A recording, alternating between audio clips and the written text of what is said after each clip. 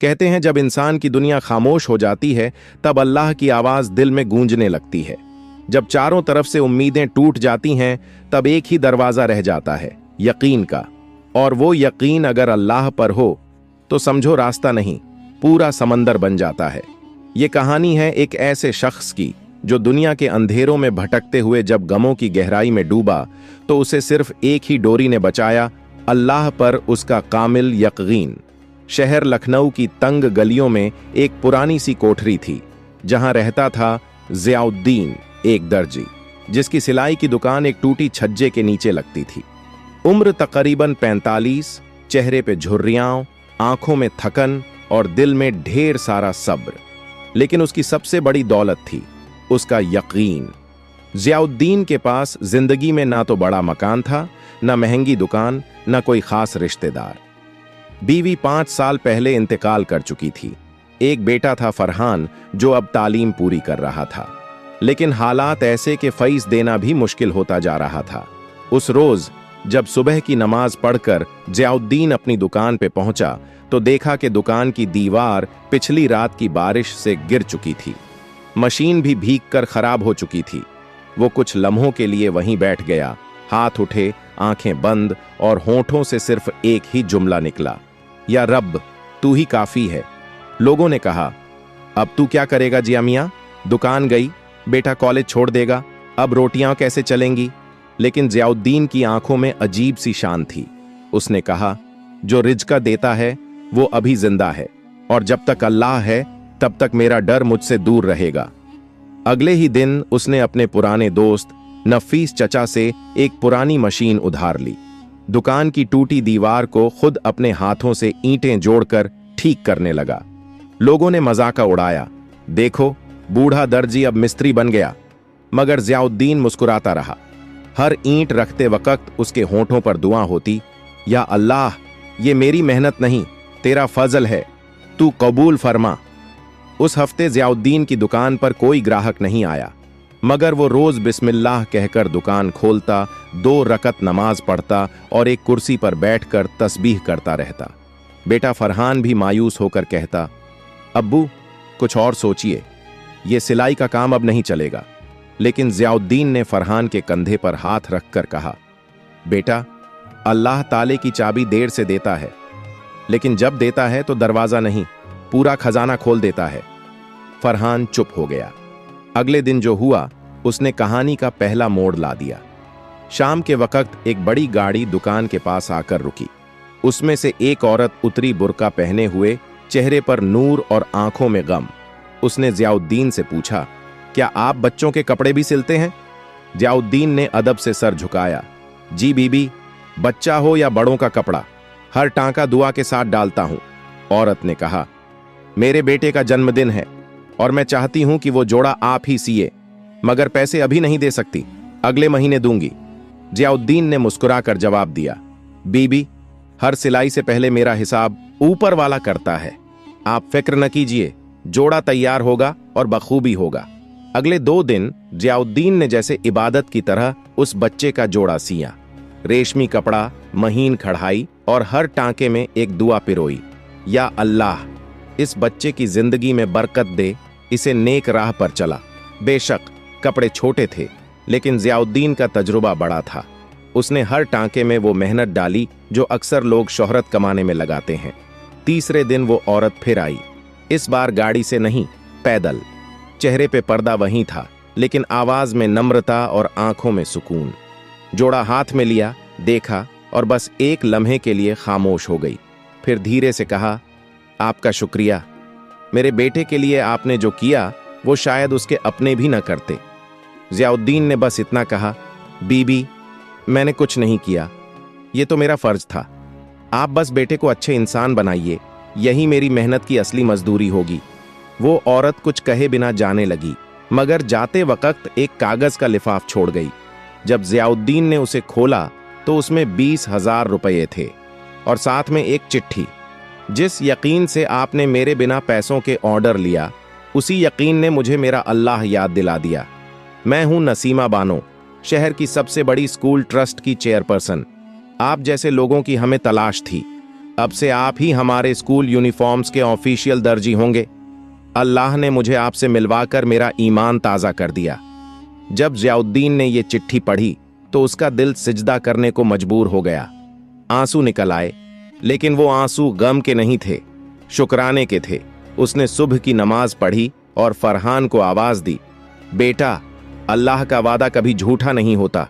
देख, बिना मांगे उसने वो दे दिया जो हम सोच भी नहीं सकते थे। फरहान ने वो चिट्ठी पढ़ी और चुपचाप अपने अब्बा से लिपट गया। अब्बू, मुझे माफ कीजिए। मैंने आपसे कहा था कि सिलाई का काम अब नहीं चलेगा, लेकिन आज समझ आया कि जब काम में अल्लाह का नाम हो तो वो काम कभी बंद नहीं होता। कुछ ही हफ्तों में ज़ियाउद्दीन की छोटी सी दुकान के बाहर स्कूल यूनिफॉर्म्स की भीड़ लगने लगी। शहर के कई स्कूलों ने नसीमा बानो की सिफारिश पर उसी से सिलाई का काम शुरू कर दिया। पुरानी मशीन अब 4 मशीनों में बदल गई थी। फरहान ने अब्बा के साथ बैठकर ऑर्डर का हिसाब किताब संभालना शुरू किया, लेकिन अभी सफर खत्म नहीं हुआ था, क्योंकि कुछ हफ्तों बाद नसीमा बानो ने ज़ियाउद्दीन को एक चाय की दावत पर बुलाया और वहीं पर रखा अगला इम्तिहान। ऐसा इम्तिहान जो सिर्फ सच्चे यकीन वालों का होता है। सुबह कुछ अलग थी, हवा में सुकून था और ज़ियाउद्दीन की दुकान पर रौनक। बड़े बड़े स्कूलों के लोग लाइन में खड़े थे। कोई ऑर्डर देने आया था, कोई सलाह लेने और कोई तो बस उसकी दुआ मांगने आया था। इसी भीड़ के बीच एक कार आकर रुकी। बाहर निकली नसीमा बानो, चेहरे पर वही नकाब, लेकिन आंखों में आज एक अलग रोशनी थी। उन्होंने फरहान को मुस्कुराकर कहा, अपने अब्बा से कहिए कि आज शाम 5 बजे हमारे स्कूल ट्रस्ट के ऑफिस में तशरीफ लाएं। एक खास दावत है, सिर्फ उनके लिए। फरहान ने हाथ जोड़ लिए और अंदर जाकर ज़ियाउद्दीन को बताया। ज़ियाउद्दीन सोच में पड़ गया। क्या ये किसी नए काम का सिलसिला है या फिर कोई और इम्तिहान? शाम हुई। ज़ियाउद्दीन ने अपना साफ कुर्ता पायजामा पहना, सिर पर टोपी रखी और दुआ पढ़कर निकला। जब वो स्कूल ट्रस्ट पहुंचा तो अंदर एक बड़ी मेज पर 7-8 लोग बैठे थे।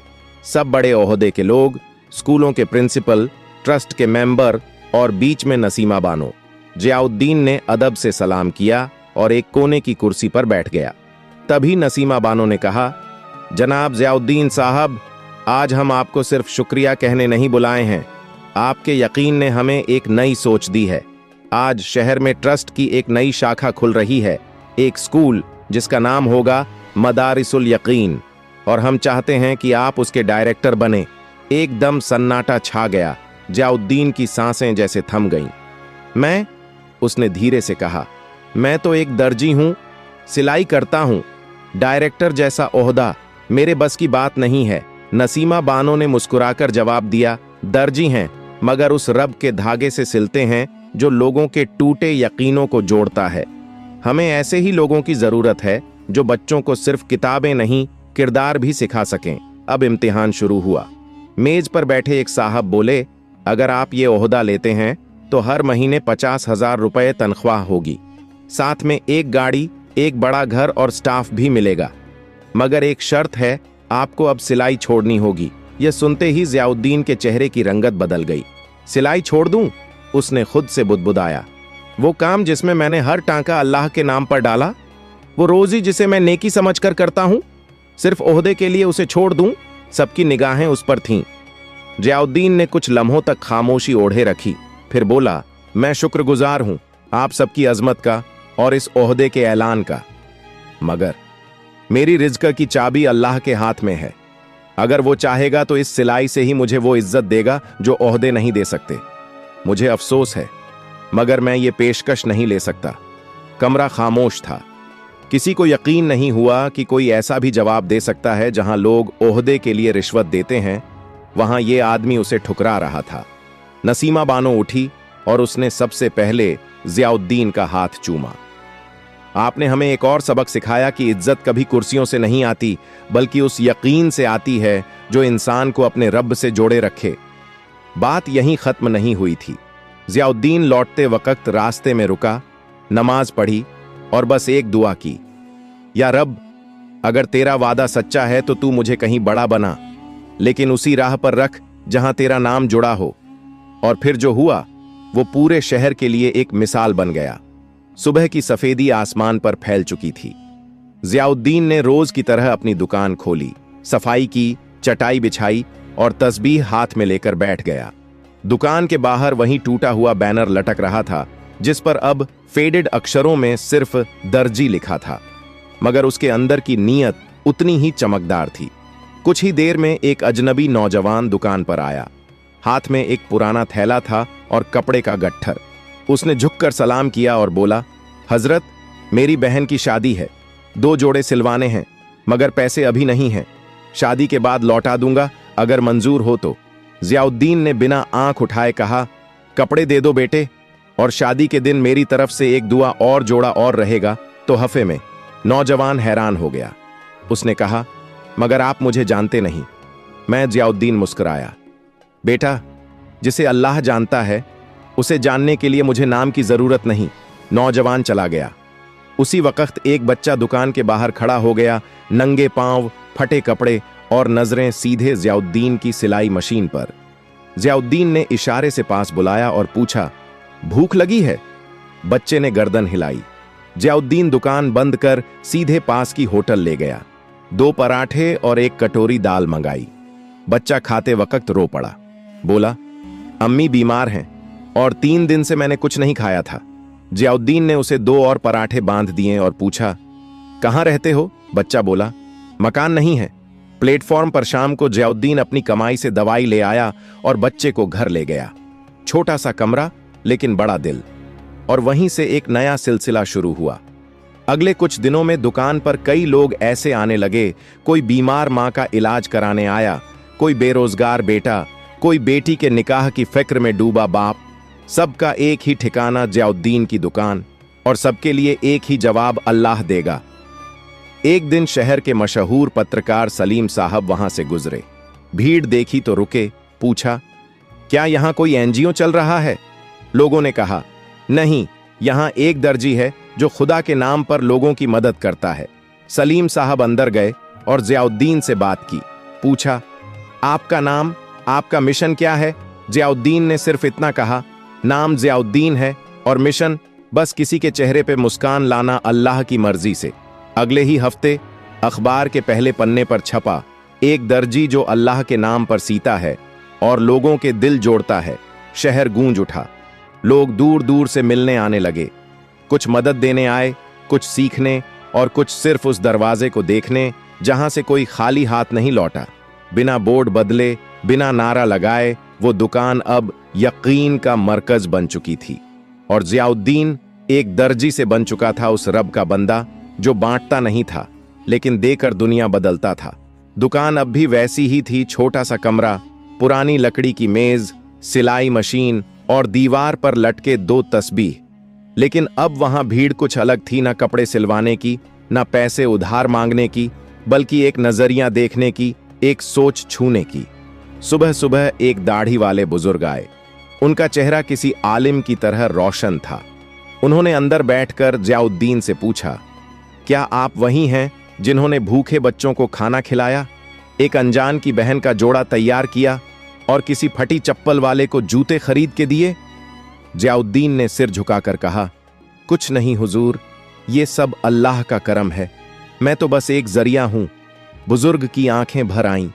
उन्होंने कहा, बेटा, आज के दौर में लोग मस्जिदों में इबादत करते हैं, लेकिन तू तो अपनी दुकान में खुदा का नूर फैलाता है। मैं मज़ारों पर गया, किताबें पढ़ी, मगर तेरे जैसा यकीन कहीं नहीं देखा। फरहान ये सब दूर से देख रहा था। शाम को उसने अब्बा से पूछा, अब्बू, जब आपके पास कुछ नहीं था तब भी आप इतना यकीन कैसे रखते थे? जियाउद्दीन ने मुस्कुराकर जवाब दिया, जब तेरे पास कुछ नहीं होता तो तुझसे कुछ छिन नहीं सकता, और जब सब छिन जाए तब जो रह जाए वही तेरा रब होता है। रात को फरहान ने देखा कि एक बड़ी सी गाड़ी दुकान के सामने रुकी। उसमें से उतरे शहर के डिप्टी कमिश्नर, उनके साथ एक टीम थी, कैमरे, कागज, फाइलें। उन्होंने जियाउद्दीन से कहा, सरकार ने आपके काम से मुतासिर होकर एक प्रस्ताव भेजा है। एक नई सरकारी योजना इमदाद ए हुनर में आपको ब्रांड एम्बेसडर बनाने का इरादा है। आप जैसे लोगों के जरिए हम समाज को नई सोच दे सकते हैं। जियाउद्दीन ने बात सुनी लेकिन कुछ जवाब नहीं दिया। चुपचाप अपनी कुर्सी से उठे, कोने में लगे वुजू के लिए पानी के ड्रम से हाथ धोए और दुकान के एक कोने में 2 रकअत नफल नमाज पढ़ने लगे। टीम खामोश खड़ी रही। नमाज के बाद उन्होंने मुस्कुराकर सिर्फ इतना कहा, मैं राजी हूं, मगर एक शर्त पे। जहां भी जाऊं वहां पहले मस्जिद होगी, फिर मीटिंग, पहले तस्बीह होगी, फिर तकरीर। डिप्टी कमिश्नर ने हैरानी से देखा और धीरे से कहा, ऐसे लोग अब किताबों में मिलते हैं, असल जिंदगी में बहुत कम। फरहान की आंखों में आंसू थे। अब्बा ने कंधे पर हाथ रखा और कहा, जब तू अल्लाह से जुड़ता है तो दुनिया तुझसे जुड़ जाती है, मगर जब तू दुनिया से जुड़ता है तो खुदा तुझसे दूर हो जाता है। और अब वो दुकान नहीं रही, वो बन चुकी थी एक मकतब, एक मजहबी जलसगाह, एक हकीकी मदरसा, जहां सिलाई के साथ किरदार सिया जाता था, जहां कपड़े नहीं इंसान तैयार होते थे। शहर की गलियों में अब ज़ियाउद्दीन का नाम किसी मशहूर अफसर या कारोबारी की तरह नहीं, बल्कि एक चुपके से मदद करने वाले बुजुर्ग के रूप में लिया जाने लगा था। मगर खुद ज़ियाउद्दीन को इन सब से कोई फर्क नहीं पड़ता था। उसकी जिंदगी अब भी वही थी, सुबह नमाज, दुकान की सफाई और फिर तस्बीह के साथ दिन की शुरुआत। फरहान ने एक दिन कहा, अब्बा, हम चाहें तो ये दुकान बड़ी बना सकते हैं, एक नया शोरूम खोलें, एसी लगवाइए, नाम चमकाएं, आप अब ब्रांड हैं। ज़ियाउद्दीन ने मुस्कुराकर बेटे की आंखों में देखा और कहा, बेटा, अल्लाह का नाम जितना सादगी से लिया जाए उतना असर करता है। दुकान बड़ी हो जाए, इसमें बुराई नहीं, मगर नीयत बड़ी रहनी चाहिए, नाम नहीं। जिस रोज ये दुकान मैं से चलने लगे और वो से न चले, उसी रोज इसे बंद कर दूंगा। अगले हफ्ते एक बुजुर्ग मौलाना आए लखनऊ के मशहूर दारुल उलूम से, और उन्होंने कहा कि उनके मदरसे में दीनी तालीम के साथ हुनरमंद बच्चों को सिलाई कढ़ाई की तालीम देने के लिए किसी ऐसे शख्स की जरूरत है जो हुनर के साथ यकीन भी सिखा सके। हमारे बच्चे कुरान तो पढ़ते हैं, मगर जिंदगी सीने वाला कोई नहीं। हमें दरकार है ऐसे उस्ताद की जो उन्हें खुददारी, सब्र और तवक्कुल सिखा सके। ज़ियाउद्दीन ने बिना देर किए हामी भर दी। अब हर जुमा को वो दारुल उलूम जाता, बच्चों को सिर्फ मशीन चलाना नहीं बल्कि अल्लाह की रजा के साथ काम करना सिखाता। एक दिन एक बच्चा आया, नाम था रईस, माँ का अकेला बेटा, जो कहता था, अम्मी कहती हैं मेहनत करना सीखो वरना दुनिया तुम्हें जूते पहनाएगी। ज़ियाउद्दीन ने उसके हाथ में तस्बीह देकर कहा, बेटा, मेहनत हाथ से करो और यकीन दिल से। जब दोनों साथ होंगे तो दुनिया नहीं, अल्लाह तुम्हें जूते देगा, और वो भी नए। मदरसे की छत से रोज शाम को बच्चों की आवाजें आती, या अल्लाह हमें भी अपने ज़ियाउद्दीन जैसा बना। और ये दुआ धीरे धीरे शहर से निकलकर सूबे में फैल गई। एक दिन मुख्यमंत्री के दफ्तर से फोन आया, हम चाहते हैं कि आप हुनर और हया मिशन के मुख्य सलाहकार बने, लाखों बच्चों को आपकी जरूरत है। ज़ियाउद्दीन ने सिर्फ इतना कहा, अगर मंच पर बैठने से बेहतर किसी बच्चे की सिलाई सुधारना है तो मैं वहीं बैठूंगा, मशीन के पीछे। उस रात फरहान ने देखा कि अब्बा अकेले दुकान में बैठे रो रहे हैं। पूछा, अब्बा, आप क्यों रो रहे हैं? ज़ियाउद्दीन ने कहा, जब लोग तुझे ताली दें तो न रो, मगर जब तुझे ये लगे कि तू वाकई अच्छा है तो जरूर रो, क्योंकि यही घड़ी है जब शैतान सीने में गुरूर का बीज बोता है। दिन बीतते गए, मगर ज़ियाउद्दीन की दिनचर्या वैसी ही रही। फज्र की नमाज, दुकान की सफाई, तस्बीह के साथ शुरुआत और हर सिलाई में अल्लाह का नाम। अब लोग कपड़े नहीं बल्कि दुआएं लेने आते थे। एक दिन एक बुजुर्ग औरत आई, गोद में 5-6 साल का बच्चा, आंखों में थकान और होठों पर खामोशी। वो बोली, बेटा बिस्तर पर है, बीमारी है, डॉक्टरी इलाज काम नहीं आया, किसी ने कहा कि आपसे मिलवाना जरूरी है। ज़ियाउद्दीन ने बच्चे का माथा सहलाया, कुरान की एक आयत पढ़ी, हाथ उठाकर दुआ की, या शाफी, तू ही है जो शिफा देता है, इलाज से नहीं अपनी रहमत से। और फिर बच्चे की मां से कहा, रोज सुबह एक चुटकी मिट्टी इस दुकान की दे जाना और उसके सिरहाने रख देना, दवा से नहीं यकीन से फर्क आएगा। 3 दिन बाद वही औरत दौड़ती हुई आई, बच्चे को गोद में लिए हुए। बच्चा मुस्कुरा रहा था, उठकर बैठ गया था। औरत ने रोते हुए कहा, आपने क्या दिया? ज़ियाउद्दीन ने जवाब दिया, मैंने कुछ नहीं दिया, अल्लाह ने लिया हुआ यकीन वापस कर दिया। अब रोज दुकान के बाहर एक छोटा लंगर लगने लगा, 2 पराठे, 1 कटोरी दाल और 1 प्याला पानी, हर भूखे के लिए। कोई पूछता, कौन देता है ये सब? लोग जवाब देते, एक दर्जी जो दरवाजा नहीं खोलता, दिल खोलता है। फरहान अब दुकान में बराबर बैठता था। जियाउद्दीन ने उससे कहा, बेटा, ये दुकान अब सिर्फ हमारी नहीं, ये हर उस इंसान की है जो भूखा, बेसहारा या टूटा हुआ है। इसे नाम से नहीं, काम से जिंदा रखना। एक दिन एक बुजुर्ग तिब्बी हकीम आए। उन्होंने कहा, मैंने कई मर्जों का इलाज किया है, लेकिन यहां जो रूहानी सुकून है वो कहीं नहीं मिलता। क्या मैं कुछ वक्त यहां बैठा करूं? जियाउद्दीन ने मुस्कुराकर कहा, जब जगह अल्लाह के जिक्र से पाक हो जाए तो वहां हर दिल को आराम मिलता है। अब दुकान एक नई शक्ल लेने लगी थी, एक आध्यात्मिक अड्डा जहां लोग दुआ, मशवरा, तस्बीह और तवक्कुल लेने आते थे। सिलाई अब भी होती थी, मगर साथ साथ रिश्ते भी सिए जाते थे। एक शाम फरहान ने पूछा, अब्बा, क्या आप चाहते हैं कि यह दुकान बड़ी हो, नाम फैले? जियाउद्दीन ने कहा, नाम अगर फैले तो अल्लाह का फैले, और दुकान अगर बड़ी हो तो किसी भूखे के साए से बड़ी ना हो। दोपहर की तेज धूप थी। जियाउद्दीन दुकान के अंदर बैठे सिलाई कर रहे थे। तस्बीह पास ही रखी थी और सिलाई मशीन के हर टांके में उनकी आदत की तरह एक दुआ बुनी जा रही थी।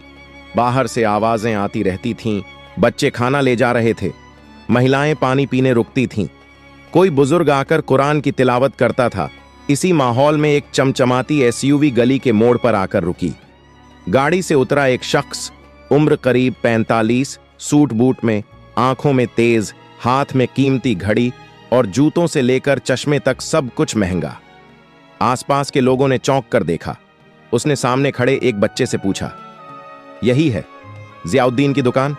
बच्चे ने मुस्कुराकर कहा, जी हां, मगर दुकान कहिए मत, यह तो अल्लाह का आस्ताना है। वो ताजिर, जिसका नाम रईस अहमद था, दुकान में दाखिल हुआ। अंदर जियाउद्दीन सिर झुकाए काम में लगे थे। बिना सर उठाए ही बोले, आइए बैठ जाइए और बताइए क्या सिलवाना है? रईस अहमद एक पल के लिए ठिठक गया। वो शख्स जिसे पूरे शहर में वीआईपी ट्रीटमेंट मिलता था, यहां बिना देखे ही उसे आम शख्स की तरह बिठा दिया गया। उसने कुर्सी खींची, बैठा और धीमे से कहा, कुछ सिलवाना नहीं है, दरअसल मैं आपको देखने आया हूं। बहुत सुना है आपके बारे में, शहर के हर कोने में आपके कामों की चर्चा है। जियाउद्दीन ने हल्की सी मुस्कान दी, लेकिन सिर अब भी नहीं उठाया। बोले, अगर देखने आए हैं तो देखिए मेरे काम को, मेरी नीयत को। मेरे चेहरे में कुछ नहीं मिलेगा, मैं तो बस एक सिलाई वाला हूं जो रब के नाम पर सुई चलाता है। रईस ने चारों तरफ देखा। कोने में बच्चों के लिए खिलौने, एक तरफ साफ चादरें तह करके रखी थीं जिन्हें जरूरतमंदों को बांटा जाता था, एक तरफ खाने का लंगर चल रहा था और ऊपर टंगी थी सिर्फ एक तख्ती, यहां हर कपड़ा अल्लाह की नजर से सिला जाता है। रईस की आंखें कुछ नम हुईं। उसने कहा, मैंने करोड़ों कमाए हैं, बड़े बड़े शोरूम, गाड़ी, बंगले, लेकिन आज तक चैन नहीं आया। दिल की बेचैनी कम नहीं होती। आज यहां आकर महसूस हुआ कि सुकून जमीन पर बैठकर भी मिल सकता है, अगर नीयत पाक हो। जियाउद्दीन ने अब पहली बार उसकी तरफ देखा। आंखें गहरी लेकिन नर्म। बोले, ताजिर साहब, दौलत कमाने में बुराई नहीं, मगर अगर दौलत दिल के ऊपर बैठ जाए तो सुकून वहीं दम तोड़ देता है। दौलत से रोटी मिलती है, मगर दुआ से बरकत मिलती है, और बरकत वहीं मिलती है जहां दिल नम्र हो और हाथ खुले। रईस ने कुछ सोचते हुए जेब से एक चेक निकाला, 50 लाख रुपए का, और कहा, यह मेरी तरफ से आपके कामों के लिए। आप चाहें तो इससे अपनी दुकान को बड़ा बना सकते हैं, लंगर बढ़ा सकते हैं, जो चाहें। जियाउद्दीन ने चुपचाप चेक देखा और फिर उसे मोड़कर वापस उसकी जेब में रख दिया। साहब, जो लंगर अल्लाह चला रहा है उसे इंसानों की तिजोरी की जरूरत नहीं। अगर आप वाकई देना चाहते हैं तो हर महीने एक गरीब के लिए राशन बांटिए, एक बच्चे की तालीम का खर्च उठाइए या किसी के इलाज का जिम्मा लीजिए। नाम हमारा नहीं, नेकियां आपकी हों। रईस कुछ देर चुप रहा, फिर पहली बार जमीन पर बैठ गया, कुर्सी से नीचे। हाथ जोड़कर कहा, आज मैंने एक वली से मुलाकात की है। मैं अब ताजिर नहीं, सिर्फ एक इंसान बनकर जिंदगी जीना चाहता हूं। वो दिन था जब एक अमीर ताजिर ने इस दुकान से लौटते वक्त अपने जूतों से ज्यादा एक तस्बीह को अहमियत दी।